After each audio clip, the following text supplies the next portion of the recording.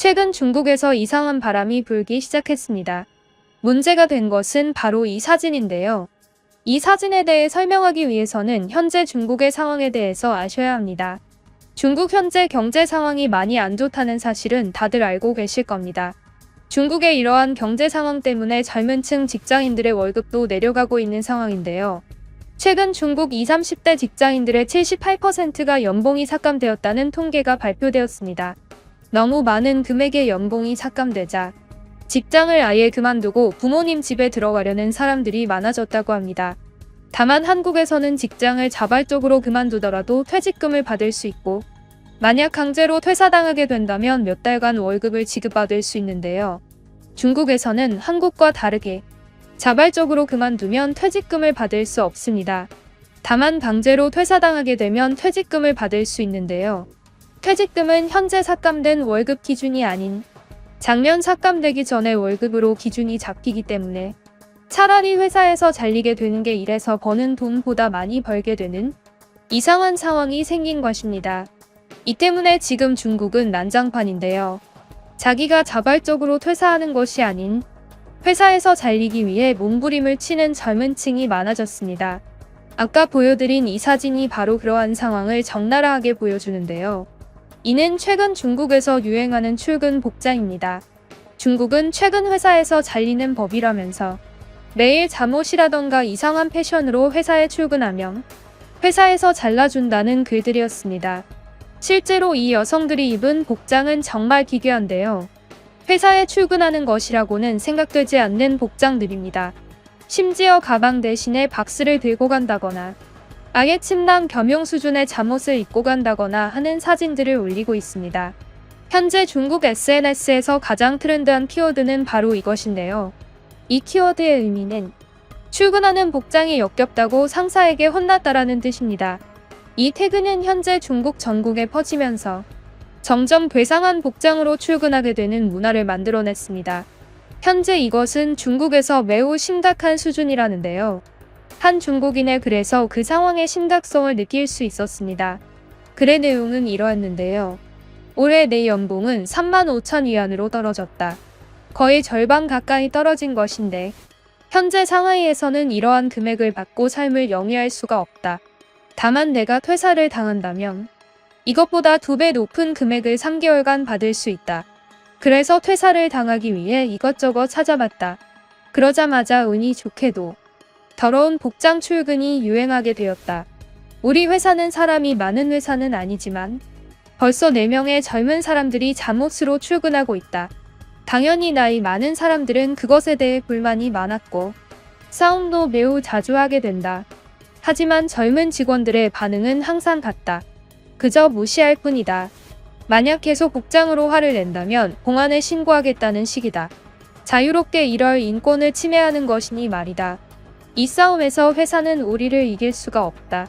만약 그러한 더러운 복장이 보기 싫으면 우리를 해고하면 되는 것이고 해고해서 줄 돈이 없다면 그냥 계속 그 복장을 보면서 꾸역꾸역 참고 일하는 방법뿐이다. 애초에 우리의 연봉을 삭감한 회사의 결정을 이해할 수가 없다. 요즘 경제가 많이 안 좋다는 사실은 알고 있지만 문제는 우리 회사는 돈을 잘 버는 오래된 중견기업이라는 것이다. 35,000위안이 연봉이면 매달 우리는 3,000위안 정도의 월급을 받는다. 상하이에서 3,000위안으로 살기는 정말 힘들다. 최근 내 주변의 여성 직원들이 결혼 상대를 찾기 시작했다. 그들은 대학도 잘 나온 오랫동안 일한 커리어 우먼들이지만 연봉도 삭감되고 더 이상 제대로 된 생활이 안 되니까 돈에 대한 부담을 덜기 위해 남성들을 찾기 시작한 것이다. 정말 현재 중국은 너무나도 암울하다. 그러면 남자들은 어떨까? 나는 참고로 여자인데 남자들도 요즘 보면 연봉이 많이 줄어드는 것 같다. 그들도 지금 여자 신경 쓸 때가 아니라는 것이다. 차라리 우리는 일단 회사에서 잘린 다음에 그 돈으로 다음에 무엇을 할지 고민하는 편이 훨씬 발전적이다. 라는 글이었습니다. 한편 이 글에 대해 비판하면서 갑자기 한국을 욕하는 한 네티즌의 글도 볼 수 있었는데요. 이 댓글은 꽤나 재밌어서 가져와 봤습니다. 해당 댓글의 내용은 이러했는데요. 중국의 경제 상태만 나쁜 것이 아니다. 지금은 전 세계가 경제 크라이시스에 빠졌다. 하지만 한국이라던가 미국 같은 국가들은 뉴스 통제가 정말 심하다. 오로지 진실을 알고 있는 사람들은 우리 중국일 뿐이다. 덕분에 우리 중국인들은 빠르게 위기 상황을 파악해서 대처할 수 있는 시간이 생겼다. 우리는 더 이상 출근 복장 비폭력 시위를 그만두어야 한다. 중국의 힘은 국가와 기업들이다. 기업에서 미래에 성장해야 할 젊은 층이 벌써부터 그런 짓을 하면 안 된다. 내가 본 최근 뉴스에서는 한국과 일본의 젊은 층 연봉 삭감률이 중국보다 심하다고 한다.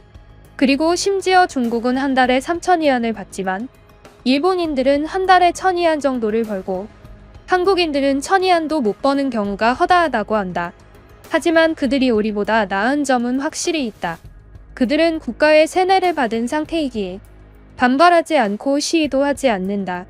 적은 돈을 받으면서도 노예처럼 조용히 꾸역꾸역 일한다. 이것 하나만큼은 우리 중국인들이 배워야 하는 것이라고 생각한다. 다시 말하지만 중국은 아직 위기가 아니다. 중국의 위기는 경제가 아니다. 중국의 위기는 젊은이들이 일할 의욕을 잃었을 때 그때 진정한 위기가 찾아오는 것이다. 중국 특색 사회주의는 맨 땅에서 아무것도 없이 시작된 것이 아니다. 그 위에서 피땀을 흘린 우리의 조상들의 젊음들이 들어있는 것이다. 그리고 그것으로 인해 우리 중국은 가장 돈이 많고 살기 좋은 국가로 거듭났다. 우리는 그러한 특권에 대해 노동으로 갚아야만 한다. 젊은이들은 사실 배가 불렀다. 아프리카나 무정부 수준의 국가에서 태어나서 봐야 한다. 정작 중국은 옆에 작은 나라인 한국과 일본보다도 잘 산다. 하지만 젊은이들을 보면 확실히 일본과 한국 젊은이들이 더 열심히 살고 있는 느낌이다. 중국 젊은이들은 항상 불만만 많다. 라는 댓글이었습니다. 참 웃긴 댓글이었는데요. 이 댓글에서 가장 웃긴 부분은 오로지 진실을 아는 국가가 중국이라고 말하는 부분이었습니다. 이 댓글에서는 최근 한국과 일본의 연봉 삭감이 심각하다는 이야기를 했는데요. 현재 한국에서 일을 하고 계신 분들이라면 한국에서 연봉 삭감이라는 것은 웬만하면 일어나지 않는다는 것을 아시겠죠. 매년 연봉을 올려줬으면 올려줬지. 한국에서 연봉 삭감은 일어나지 않습니다. 도대체 이 댓글을 쓴 사람은 얼마나 중국의 프로파간다에 세뇌된 것일까요? 보다 보면 웃기면서도 무섭네요. 한편 이 댓글에 충고를 하는 한 젊은 중국인의 댓글도 볼 수 있었습니다. 해당 댓글의 내용은 이러했는데요. 나는 당신들 같은 사람들 때문에 늙은 중국인들이 싫다. 정말 혐오스럽고 토가 나온다. 당신들을 우리를 위해 해준 것이 하나도 없다. 당신들은 우리가 더욱 잘 살 수 있게 되는 것을 막아서는 사람들이다. 제대로 알지 못하면 말을 하지 말기를 바란다. 이걸 나는 매번 설명하지만 당신을 위해 한 번 더 설명해 주겠다. 현재 경제위기는 지구촌에 찾아온 것이 아니다. 실제로 미국의 나스닥은 계속 상승 중에 있고 한국과 일본도 기업들은 계속 가치를 높이고 있다. 중국의 내 또래들이 더 이상 일을 하기 싫어하는 것은 당연하다. 작년에 이것보다 2배를 벌었는데 일을 잘려야만 그때의 돈을 받을 수 있다면 당신은 어쩔 것인가? 중국인들이 반발심 없이 꾸역꾸역 일하지 못한다고? 아니다. 지금 굉장히 문제 있는 상황에서 조용히 불만 없는 사람들은 바로 우리 중국 젊은이들이다. 만약 한국 같은 나라에서 이런 일이 벌어지면 그 사람들은 난리 난다. 한국은 오래전부터 사람들이 과하게 반응하면서 정부와 대립하려고 하는 나라로 유명하다. 한국인들은 종종 폭력적이고 대항하지만 중국인들은 그렇지 않다. 우리는 우리 나름대로 열심히 살아보려고 하는데 항상 이렇게 말하는 늙은이들이 초를 치니까 정말 짜증난다. 세상에서 가장 거대하고 잘 사는 국가에서 태어난 것은 맞다.